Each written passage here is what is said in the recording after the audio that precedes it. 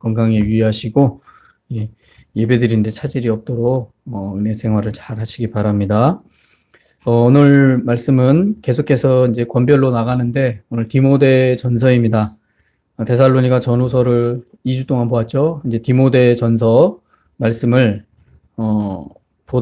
말씀을 통해, 이 말씀에서 우리에게 가르쳐 주는 교훈이 뭔지를 생각해 보도록 하겠습니다. 오늘 1장 3절에서 11절 말씀은 주의해야 할 다른 교훈에 대한 말씀에 대해서 제목을 정했고요.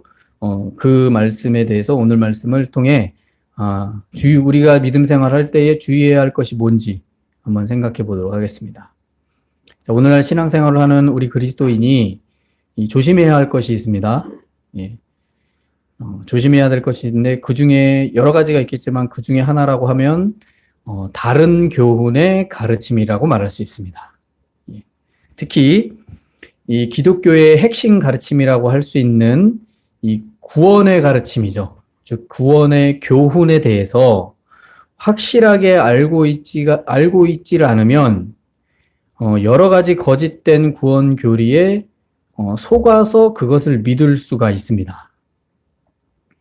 자, 이러한 거짓된 다른 교훈은 마치 암과 같습니다. 암과 같아서 한번 받아들이기 시작하면은 그게 더 퍼져나가고 이 좀처럼 이게 돌이킬 수가 없습니다. 그래서 돌이킬 수가 없는 그런 지경에까지 이릅니다. 그래서 우리가 알듯이 이단에 빠지면 돌아온다는 게 굉장히 힘든 거죠. 왜냐면 다른 잘못된 교훈에 의해서 완전히 빠져버리면 돌이키기가 굉장히 힘듭니다. 그래서 초기에 이 다른 교훈의 가르침이 들려지기 시작하고 그것이 파악되면 빠르게 바로잡지 않으면요, 눈덩이처럼 더 크게 문제가 발생합니다.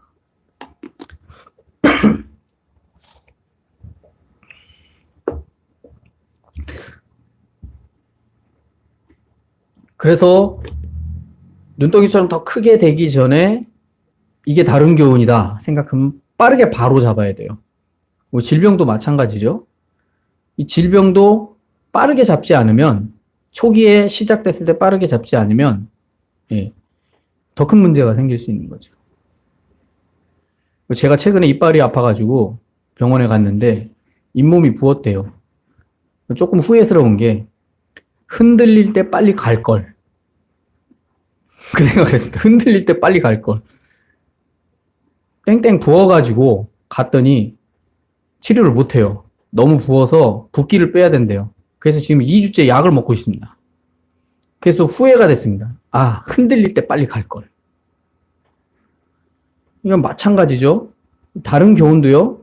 이게 다른 교훈이다 라고 발견이 되면 초기에 빨리 바로 잡아야 됩니다. 그러지 않으면 이 눈덩이처럼 커져서 더 큰 문제를 발생할 수 있다는 거죠.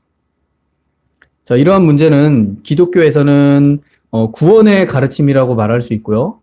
이 사회에서는 다양한 사람들이 주장하는 이념이라든가 어떤 사상이 될 수 있습니다. 그러니까 분명히 저 이념이나 사상이 잘못된 건데 한번 빠지면 돌이킬 수가 없는 거예요. 분명히 저거 틀린 건데, 누가 봐도 틀린 건데 빠지면 돌아올 수가 없는 거예요. 그게 진짜라고 생각하는 거예요. 사회에서도 그런 현상이 일어나고 교회에서는, 즉 기독교에서는 구원의 가르침이라고 말할 수 있습니다. 자, 또한 오늘날 시대를 보면 믿는 사람조차도요, 이런 사상이나 이념에 몰두하는 경우를 볼 수 있습니다. 자, 믿음의 사람은요, 다른 것이 아니라 예수의 복음만으로 젖어 있어야 됩니다. 그리고 각자의 생각이나 어떤 관념 같은 경우는 그걸 자기가 생각하는 어떤 사상, 이념, 생각들은 그냥 사회적 생각으로 정리를 해야 돼요. 그걸 교회의 신앙에까지 접목시키면 위험할 수 있습니다. 근데 오늘날 시대를 보면 믿는 사람조차도 이러한 일에 분별력 없이 그냥 휩쓸리는 경우를 우리가 종종 봅니다. 근데 중요한 건 믿음의 사람은 다른 게 아닙니다. 예수의 복음에 젖어 있어야 됩니다. 자, 이러한 예수의 복음으로 공동체 안에서 믿음 생활이 되어져야 됩니다. 자, 그렇지 않으면 공동체는 그릇된 길로 가게 되어 있습니다. 믿음의 사람들조차도요, 그릇된 생각으로 교회 생활을 하게 되고 또 복음이 어떤 복음의 목적을 잃어버린 삶을 살 수가 있다라는 겁니다. 예. 그러니까 복음이, 우리 그리스도인이 복음이 목적이잖아요. 예. 불교의 목적이 자기 성찰이잖아요. 예. 다른 거에 치중하면 불교가 불교다운 모습을 잃어버리죠. 자기 성찰. 그래서 득도한다. 예, 이런 얘기를 하잖아요. 기독교의 목적은 복음이 목적입니다. 근데 그거 외에 다른 걸 주장하게 되면 예, 모든 게 다 무너지게 되는 거죠. 그릇된 길로 가는 겁니다. 그래서 교회 공동체는 예수의 복음으로 적셔져서 그 안에서 공동체가 유지되고 하나가 되어야 됩니다. 이게 목적이에요. 이것은 교회 공동체가 궁극적으로 추구해야 할 방향입니다. 예, 다른 거 없습니다. 오늘 말씀에 보시면요. 사도 바울이 정말 아들같이 여기는 디모데에게 보낸 편지의 말씀입니다. 디모데는 정말 사도 바울이 아들같이 여기는 사역자 일꾼, 젊은 청년 목회자예요. 아들같이 여겨요. 그에게 보낸 편지예요. 그래서 바울은 앞으로 디모데가 목회를 하게 될 때 주의해야 할 다른 교훈에 대해서 경계하고 조심할 것을 오늘 말씀에서 교훈하고 있는 겁니다. 자, 이 다른 교훈이 교회 공동체 안에서 얼마나 큰 폐해가 되는지를 바울은 자신이 복음 사역하면서 경험을 했습니다. 그렇기 때문에 오늘 젊은 일꾼이 이러한 문제를 알고 있지 않으면 공동체를 이끌어감에 있어서 큰 문제가 야기될 수 있다는 것을 알린 겁니다. 그러니까 이 디모데는요, 30대의 목회자가 됐어요. 예. 에베소 교회의 목회자가 되거든요. 그러니까 30대의 이 목회자가 되는데 얼마나 많은 걸 알겠습니까? 예. 그래서 이러한 부분들을 가르쳐 주는 겁니다. 자, 그렇다면 당시 시대에 문제가 되었던 다른 복음이란, 다른 교훈이란 무엇을 말하는 걸까? 오늘 말씀해 보시면 바울이 아주 명쾌하게 밝히고 있습니다. 그 첫 번째는요, 제가 두 가지로 정리를 했는데요. 첫 번째는 신화와 끝없는 족보에 몰두하게 만드는 교훈입니다. 4절에 보시면 신화와 끝없는 족보에 몰두하지 말게 하려 함이라. 이런 것은 믿음 안에 있는 하나님의 경륜을 이룸보다 도리어 변론을 내는 것이라 라고 말합니다. 우리가 신화와 끝없는 족보를 생각하면 헬라 문화에서 우리 신화 하면은 뭐 그리스 신화 이런 걸 떠올릴 수 있고요. 족보를 생각하면 유대인의 어떤 족보 계열 뭐 이런 걸 떠올릴 수 있습니다. 본문에 사도 바울이 신화와 족보에 몰두하지 말게 하라 했을 때 그거를 떠올려요. 왜냐하면 헬라 지역에서 복음을 이 가르침을 주고 있기 때문이죠. 그런데요, 이 말씀에 언급이 있는 신화와 족보에 대해 정확하게 무엇이다라고 말할 수가 없습니다. 네. 뭐 그리스 신화 그거 아니냐, 아니면 유대인의 족보 계열 그거 아니냐 이렇게 생각할 수 있는데 그거다라고 정확하게 무엇이다라고 말할 수가 없습니다. 그래서 유대인에게 있어서는 구원은 믿음으로 말미암아 구원에 이르는 것을 믿어야 되는데 이 유대인들에게 있어서 구원은 믿음으로 말미암아 이르는 것이 아니라는 거예요. 그래서 정확히 이게 신화와 족보가 뭔지 무엇인지는 모르지만 이 유대인에게 관점에 있어서 구원의 문제가 여기에서 걸림돌이 된다는 것을 확인할 수 있습니다. 그러니까 믿음으로 말미암아 구원에 이르는데 그게 아니라는 거예요. 그래서 어떤 이는 이 지식을 통해 구원에 이를 수 있다는 주장을 합니다. 이것을 알미라고 표현합니다. 알. 예. 죄송합니다. 조금 어렵게 용어하면 그노시스라고 헬라어로 그노시스라고 하는데 영지주의라고도 말을 하는데요. 이게 뭐냐면 알을 통해서 구원에 이른다라는 거예요. 거기에서는 믿음이 배제됩니다. 믿음으로 말미암아 구원에 이르는 게 아니라 내가 신을 좀 알면 구원에 이른다. 이게 영지주의라고 말합니다. 그러니까 지식이 있으면 나는 구원받는다. 이런 개념의 가르침이에요. 당시 시대에 이런 개념의 가르침이 많습니다. 그래서 신화와 족보에 창념하게 만드는 거죠. 알아야 된다는 거예요. 또는 자기 자신의 개인적인 성찰로 구원에 이른다고 주장하기도 합니다. 자, 이는 마치 고행을 통해 구원에 이를 수 있다는 주장과 비슷합니다. 구원에 이르기 위해서 막 육체를 채찍질하는 거죠. 막 금식을 하고 자기를 학대하는 거예요. 그걸 고행이라 그러거든요. 수도사들이 그런 일들을 많이 하죠. 그렇게 구원에 이르려고 한다라는 거예요. 그런 가르침들이 교회 안에 팽배하게 나타난다라는 거예요. 그래서 디모데에게 사도 바울이 신하와 끝없는 족보에 몰두하지 말게 해라. 그게 구원받는 길이 아니라라는 겁니다. 그래서 예수 그리스도를 믿는 믿음으로 말미암아 구원에 이르는 이 복음의 가르침을 다른 신하나 족보에 몰두하게 해서 그러한 다른 교훈을 통해 뭔가 더 나은 구원의 길이 있는 것처럼 그렇게 주장하는 가르침을 말하는 겁니다. 자, 이러한 다른 교훈은 문제가 있습니다. 그럴듯합니다. 그럴듯하고 정말 설득력이 있는 것처럼 사람들에게 다가오기 때문에 분명한 복음의 기준과 생각을 가지고 있지 않으면요, 이런 다른 교훈의 매력에 빠져서 그 교훈을 추구하는 인생이 될 수 있다라는 겁니다. 그래서 바울이 디모데에게 얘기하는 거예요. 신하와 족보에 몰두하지 못하게 해라라는 거예요. 일꾼이 너도 몰두하지 말고 믿는 사람들도 몰두하지 못하게 하라는 거예요. 이런 걸 가르치는 사람들이 있다라는 거죠. 어디에서요? 교회 안에서. 그게 굉장히 큰 문제죠. 그래서 바울은 이러한 다른 교훈에 대해 문제점을 두 가지로 본문에서 말합니다. 4절 후반에 보면 이렇게 말합니다. 이런 것은 믿음 안에서는 하나님의 경륜을 이룸보다 도리어 변론을 내는 것이다. 이런 신하나 족보에 대한 가르침에 몰두하게 하는 일들은 변론만 만든다는 거예요. 변론. 논쟁거리만 된다라는 거예요. 구원의 문제에 있어서. 또한 6절의 두 번째는 사람들이 이에서 벗어나 헛된 말에 빠진다. 이게 헛된 말인데 이게 빠지는 거예요, 거기. 그래서 바울이 이렇게 말한 것은 예수 그리스도의 복음의 목적이 사람이 득도를 한다든가 어떤 득도를, 불교처럼 어떤 득도를 한다든가 열반에 이른다든가 아니면 어떤 경지에 이르게 하기 위해서 있는 것이 아니라는 거예요. 예수 그리스도의 복음은요. 예수 그리스도의 복음은 예수의 순수한 사랑을 이루는 데 있습니다. 우리가 복음을 믿는데 예수님이 나의 구원자이시고 그 믿음으로 살아가는 그 복음을 믿는데 그것은 예수의 순수한 사랑을 이루는 데 목적이 있습니다. 그래서 이 사랑은 이 사람 안에 있는 본문에서 가르칩니다. 청결한 마음, 선한 양심, 거짓 없는 믿음으로 이루어진다 라고 말합니다.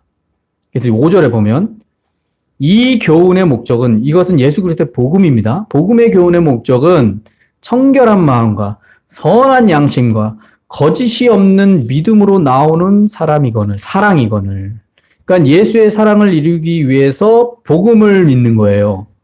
복음을 믿어서 내가 어떤 수준에 이르는 게 아니에요. 그러니까 복음은 그런 목적이 아니라는 거예요. 그래서 우리가 복음을 믿으면 좀 더 예수 그리스도의 사랑으로 자라나는 것이지 내가 어떤 경지에 이르렀어라는 게 아니라는 거예요. 그러니까 사람들은 이걸 착각을 해서 만약에 영적인 사람이다 하면 그 전제로 그런 사람, 저 사람은 영적인 사람이야 라고 표현을 했을 때 그 사람을 그렇게 표현하는 조건이 저 사람은 저런 경지에 이르렀어. 이거를 전제를 하거든요. 그런 생각으로 저 사람은 영적인 사람이야 라고 표현하면 안 된다라는 거예요. 복음은 그게 아니라는 거예요. 복음은 예수 그리스도의 사랑을 이루는 데에 목적이 있는 것이지 어떤 한 개인이 어떤 경지에 이기 위해서 있는 게 복음이 아니라는 거예요. 바울은 지금 디모데에게 분명한 이 기준을 교회에 가르치라는 거예요. 근데 오늘날 우리 시대에 이걸 잘 분별해야 됩니다. 저 사람은 정말 깊은 하나님의 사랑과 교제를 해. 하나님과 교제를 해. 어떤 경지에 이른 분이야. 이게 마치 그거에 전제를 깔고 하는 얘기예요. 복음은 그런 게 아니라는 거예요. 오직 하나님과의 사랑을 이루기 위한 거예요. 거기에 조건이 있습니다. 청결한 마음, 선한 양심, 거짓이 없는 믿음. 그러니까 거짓을 말하는 사람은 하나님의 사랑을, 즉 예수님의 사랑에 이룰 수 없다라는 조건을 가지고 있습니다. 그러니까 일단 거짓말 한다. 그러면 그 사랑에 이룰 수 없습니다. 이건 오늘 말씀에서 분명히 가르쳐주고 있는 겁니다. 그래서 저와 여러분이 믿음 생활을 할 때에 특히 오늘 말씀에 다른 교훈에 대해서 생각할 때에 이러한 양심의 모습이 없는 사람들, 청결한 마음이나 선한 양심이나 거짓이 없는 믿음으로 가진 사람이 아니면 그리스도의 사랑을 이룰 수 있는 사람이 아니에요. 이거를 본문 말씀에서 사도 바울이 말하고 있는 겁니다. 그래서 바울이 이렇게 가르치고 있는 것은 예수 그리스도의 복음은 사람을 어떤 경지에 이르게 하기 위한 것이 목적이 아니라는 것을 기억하셔야 됩니다. 복음은 그런 경지에 이르는 길이 아니에요. 그게 아니라 예수의 사랑을 아는 겁니다. 그래서 구원받은 자녀로서 믿음의 삶을 살게 하기 위한 것에 목적이 있는 겁니다. 예. 그래서 저와 여러분이 복음을 받아들여서 구원의 자녀가 되었어요. 그런데 우리의 현실의 모습은 언제나 연약해요. 조금만 감정이 복하면 죄를 지어요. 그리고 죄 짓고 또 후회해요. 말 그대로 경지에 이를 수가 없어요. 그럼 무엇 때문에 복음이 있습니까? 그 복음은 예수 그리스도의 사랑을 이루기 위한 길이기 때문에 우리가 득도하고 어떤 경지에 이르는 방향을 제시하는 게 복음이 아닙니다. 바울은 이걸 얘기하고 있는 겁니다.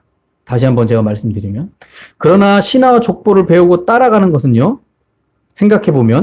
이걸 한번 생각해보면 이렇게 표현할 수 있습니다. 잡히지도 않는 공기를 본질이라고 생각하면서 그 공기를 잡으려고 손으로 허우적거리는 것 같다라는 겁니다. 그래서 다른 교훈이라는 것이 이런 것을 말하는 겁니다. 손에 잡히지도 않는 공기를 잡으려고 손으로 허우적거리는 거예요. 이게 다른 교훈의 특징입니다. 아무리 사람이 득도하고 어떤 경지에 이르려고 해도 그게 이루어집니까? 예? 평생을 살아가면서 그게 이루어집니까? 예수 그리스도의 구원의 복음의 사랑 때문에 우리가 그 사랑에 힘입어서 나아갈 뿐이지, 그 사랑에 힘입어서 나아가면서 하나님의 사람으로 만들어지는 거지 어떤 경지에 이르는 게 아니라는 거죠. 이처럼 오늘날 우리 그리스도인이 교회 공동체에 소속이 되어서 믿음 생활을 하면서요, 예수 그리스도의 복음의 가르침과 그 복음에 관련된 성경 말씀의 가르침이 아닌 다른 교훈이라 할 수 있는 어떤 이념이라든가 사상 또는 논리, 이런 사람을 또한 만족을 주는 것을 추구하는 것 등, 이런 교회 공동체의 이런 것들이 교회 공동체의 목적이 되고 주요 쟁점이 되어서 추구하게 된다면 이것은 다른 교훈을 쫓는 일이라는 사실을 깨달아야 됩니다. 예. 이거 깨달으셔야 돼요. 그래서 교회 안에서 예수 그리스도의 복음 외에 다른 것을 목적으로 주장하고 그것을 이루어야 된다라고 말을 한다면 이런 문제가 있는 겁니다. 그건 영혼을 죽이는 일이 될 수 있습니다. 성경을 보십시오. 무엇을 그렇게 얘기하고 있습니까? 복음만 얘기하고 있어요. 예수 그리스도의 십자가의 복음만 얘기하고 있어요. 근데 왜 다른 거를 주장하고 그것이 진리라고 주장하면서 그 길을 따라가게 성도들을 몰아갑니까? 그거는 다른 교훈이에요. 오늘 말씀처럼. 진리가 될 수 없다라는 거죠.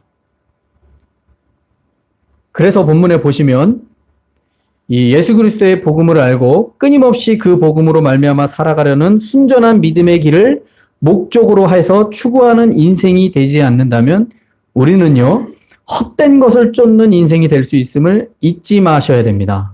헛된 것을 쫓는 거예요. 그런 인생이 될 수 있어요. 예수님 믿고 교회 생활 하는데 예수 그리스도의 복음을 배제한 어떤 그런 생활을 하게 되면 헛된 것을 쫓는 인생이 되는 거예요.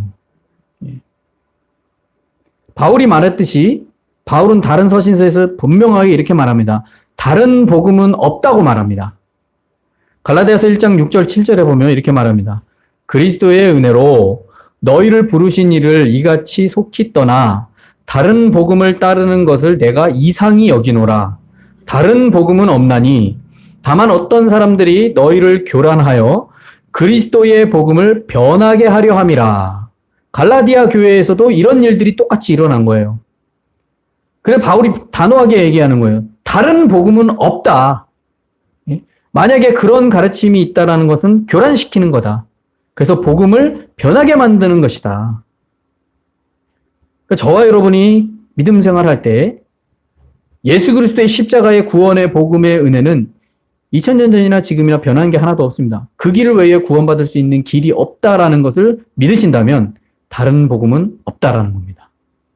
여러 가지 예수님의 교훈이 있죠. 가르침이 있습니다. 그 가르침은 믿음 생활을 하는 사람이 어떻게 살아야 하는지를 가르쳐 주는 거예요. 그것을 통해 예수님의 사랑을 이루는 거예요. 그거는 예수님의 교훈과 가르침이지 구원받은 자녀가 걸어가야 할 길을 가르쳐 준 것이지 다른 복음이 아니라는 거예요. 그런데 이거 외에 다른 복음을 가리키면 그건 없다라는 거예요. 과거에나 현재에나 항상 있고 존재하고 있는 것은 오늘 말씀에 말하는 다른 교훈입니다. 2000년 전이나 지금이나 이 다른 교훈은 우리에게 어떻게 다가오냐면 정말 매력적으로 사람들에게 다가오면서 유혹합니다. 그러니까 거절감 있게 오지 않아요. 불편하게 오지 않아요. 매력적으로 와요. 이거 괜찮은데 하면서 받아들이면서. 그렇게 온다는 거예요. 그러니 사람들이 쉽게 거기에 유혹이 되는 거죠. 우리 21세기가 되기 전 이 말경에 항상 번영했던 신학이 있었어요. 그게 번영신학입니다. 예수 믿으면 복받아. 예수 믿으면 복받아. 예수님 믿으면서 바쳐봐. 그럼 하나님이 배로 줘. 번영신앙이거든요. 그래서 예수님 믿었는데 인생이 잘 안 풀려. 예수님 믿었는데 인생이 더 어려움이 와. 그러면 넌 예수님 잘못 믿은 거야. 마치 맞는 것 같죠? 그런데 그거 복음 아닙니다. 어디 예수 그리스도의 십자가의 복음을 사도 바울이 얘기할 때 예수님 믿으면 당연히 복 받아야 돼. 복 못 받으면 너 예수님 잘못 믿은 거야. 이런 가르침을 사도 바울이 한 적이 있습니까? 예수님도 하신 적 없고요. 바울도 말한 적 없고 12사도 중에 이 사도들도 그런 이야기를 한 적이 없어요. 근데 왜 그걸 갑자기 오늘날 현대인들은 왜 그 얘기를 하면서 번영신학이 온 한국교회에 휩쓸었습니다. 90년대 말에요. 그럼 교회가 더 잘 돼야죠. 근데 몸집만 커졌지 성도 수는 더 줄었습니다. 이거 어떻게 된 겁니까? 그러니까 우리가 예수를 말하지만 그러니까 매력적으로 다가오는 거예요. 매력적이잖아요. 예수님 잘 믿으면 복 받는다. 물질에 복 받는다. 매력적이잖아요. 성경을 바로 아셔야 됩니다. 예수님 믿으면요. 하나님께서 주시는 세상에 누리는 이 복은요. 하나님께서 주시는 분복이지 그게 목적이 아니에요.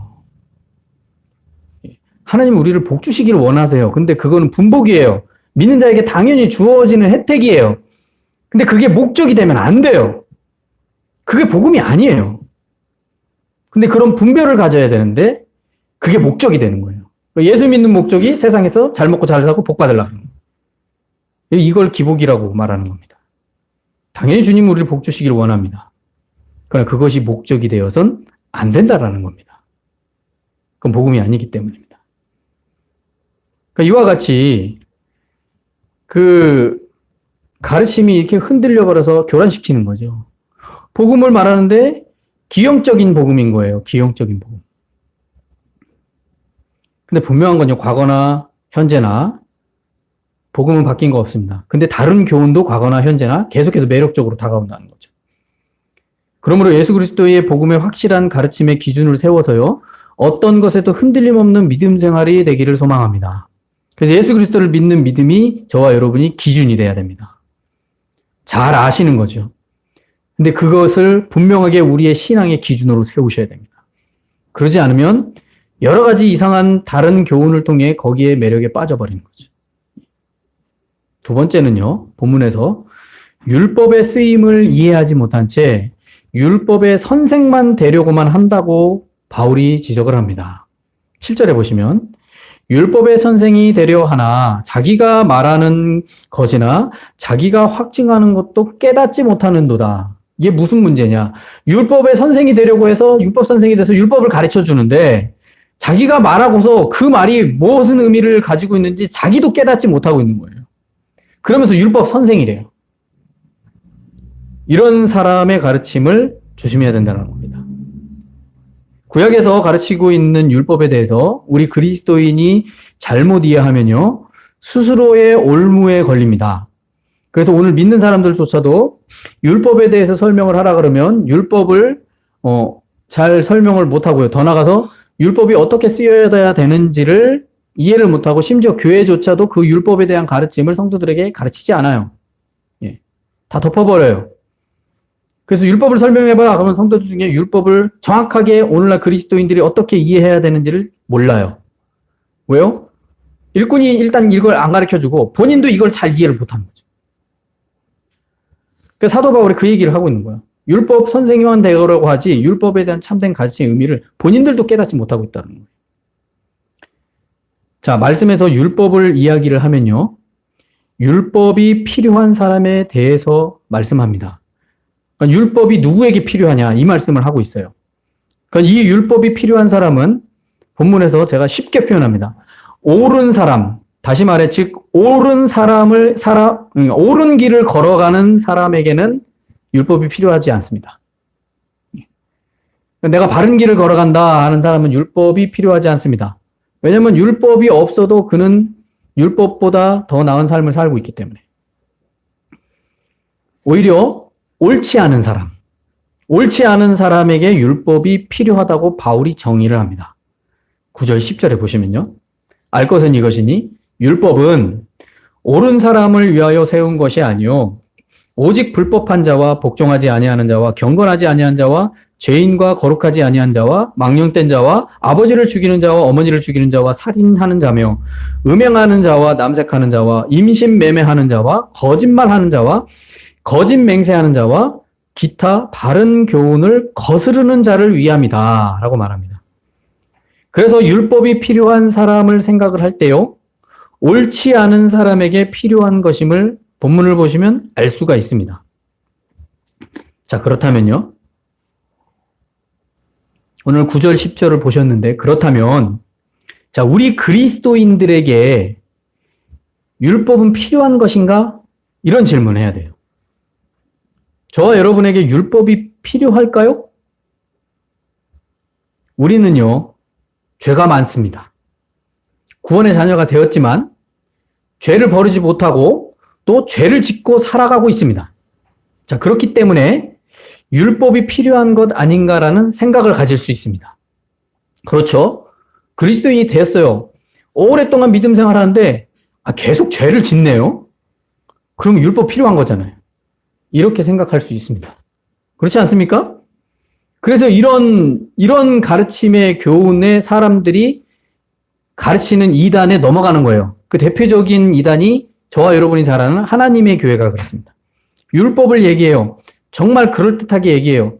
근데 우리 그리스도인들이 예수님 믿고 구원의 자녀가 되는데 율법대로 말하면 지금도 계속 그리스도인이 되는데도 죄를 짓잖아요.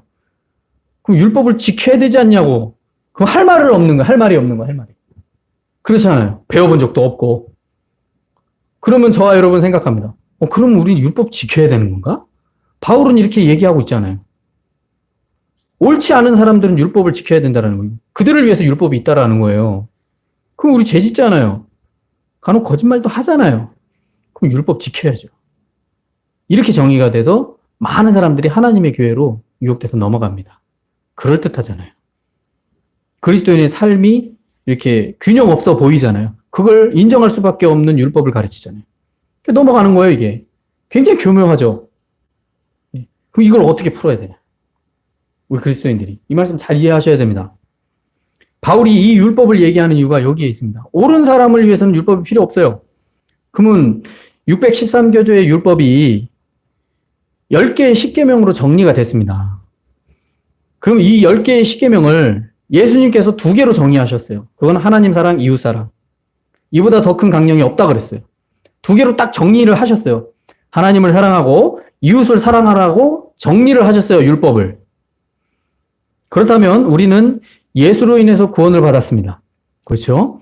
그리고 그리스도인이 된 이후에 모든 죄를 예수님께서 담당하셨다라는 걸 믿습니다. 그렇죠? 그래서 우리는 율법에 자유한 건가요? 물어야 되는 거죠. 예수님이 우리의 죄를 다 담당하셨잖아요. 성경 얘기하잖아요. 그가 우리의 모든 죄를 담당하셨다. 저희들이 예수님을 믿고 구원의 자녀가 되었습니다. 그리고 죄를 또 지어요. 그리스도인이 되었는데 죄를 진다고요. 건강관리 아무리 한다고 해서 병 안 납니까? 병 나잖아요. 우리 죄 지어요. 그러면 우리가 율법에서 자유한가요? 이런 원리로 따지면 율법에서 자유하지 않아요. 그럼 율법 지켜야 되는 건가요? 그럼 하나님의 교회에 가야 되는 거예요. 그거에 다 유혹돼서 넘어가는 거예요. 그럼 어떻게 해야 돼요? 어떻게 이해해야 돼요? 그러면 이런 말을 하죠. 예수님께서 모든 죄를 담당하셨다. 그래서 우리가 율법에 담당하셨기 때문에 우리가 율법에 자유한 겁니까? 자, 이러한 물음에 자, 우리 그리스도인은 이렇게 답할 수 있습니다. 율법에는 자유합니다. 왜냐? 예수님께서 우리의 모든 죄를 십자가로 담당하셨기 때문입니다. 그래서 내가 그리스도인이 됐다? 그러면 율법에 자유합니다. 그런데 여기서 한 가지 중요한 게 있습니다. 이걸 잘 믿음 생활 하실 때 기억하십시오. 예수님께서 담당을 하셨다고 해서 율법의 죄를 범해도 된다는 말은 아닙니다. 이해되시죠? 율법에 자유해요. 근데 예수님께서 모든 죄를 담당하셨다고 해서 율법에 나오는 죄를 범해도 된다는 말이 아니에요.